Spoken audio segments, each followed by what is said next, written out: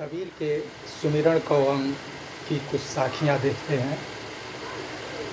तीसरी साखी है, तत् तिलक तिहु लोक में राम नाव निजसार, जन कबीर मस्तक दिया शोभा अधिक अपार।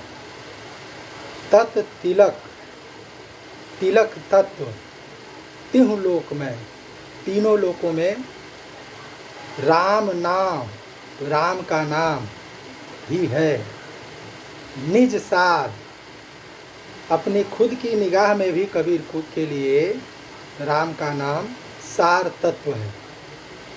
जन कबीर मस्तक दिया, भक्त कबीर ने उस राम नाम रूपी तिलक को मस्तक पर धारण किया, जिससे शोभा अधिक अपार, उनकी शोभा अपार बढ़ गई। यहाँ तिलक शब्द में सर्वश्रेष्ठ की व्यंजना है। तिलक माथे पर लगाया जाता है। माथे पर स्वीकार करना, आदर व्यक्त करना, सम्मान व्यक्त करना होता है। तो तिलक तत्व अर्थात सर्वश्रेष्ठ तत्व राम का नाम तीनों लोकों में साधना के धरातल पर सर्वश्रेष्ठ तत्व के रूप में स्वीकार किया गया है और स्वयं कबीर के अनुभव में भी वही सार तत्व है।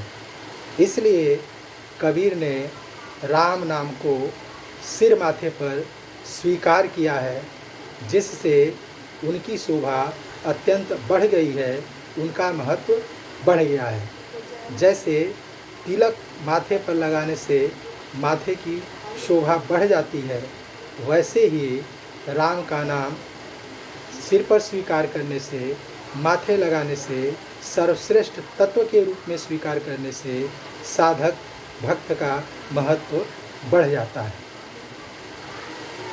सातवीं साखी है, पंच संगी प्यू प्यू करे, छटा जो सुमेरे मन, आई सूति कबीर की, पाया राम रतन।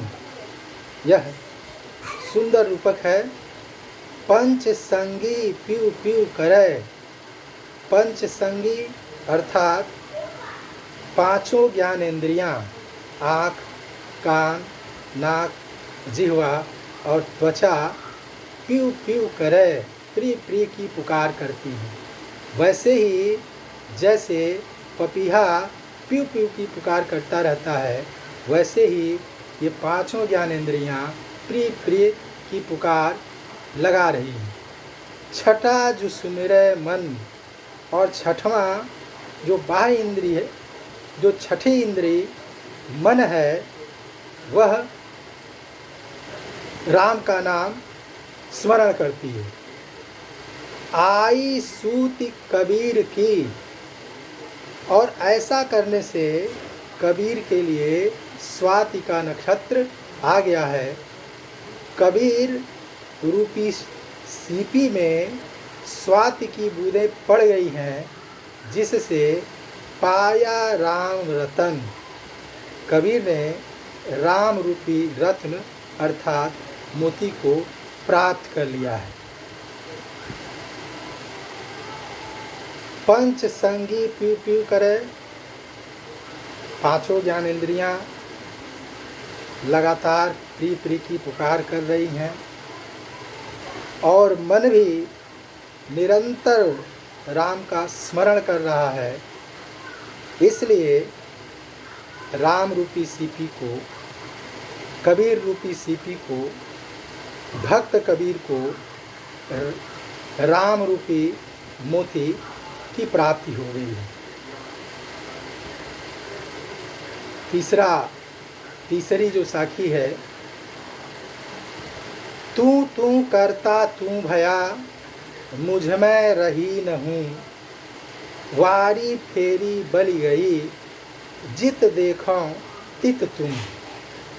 इस साखी में रहस्यवाद की जो अंतिम स्थिति होती है, एकत्व की स्थिति, मिलन की अवस्था, वह व्यक्त है। साधना में वो साधना प्रेम की हो, भक्ति की हो, ज्ञान की हो, योग की हो, चरमावस्था पर ज्ञाता और ये भक्त और भगवान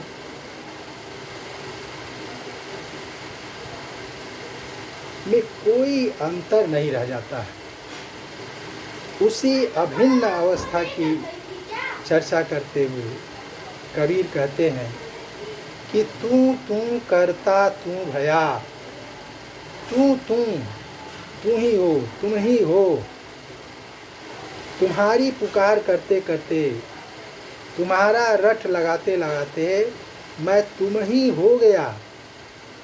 भक्त भगवान की रट लगाते लगाते भगवान ही हो गया, उसको आत्म साक्षात्कार हो गया। मुझ में रही न हूँ, मुझ में हूँ अर्थात अहंकार का लेस मात्र नहीं रह गया। साधक साध में बदल गया, भक्त भगवान में बदल गया।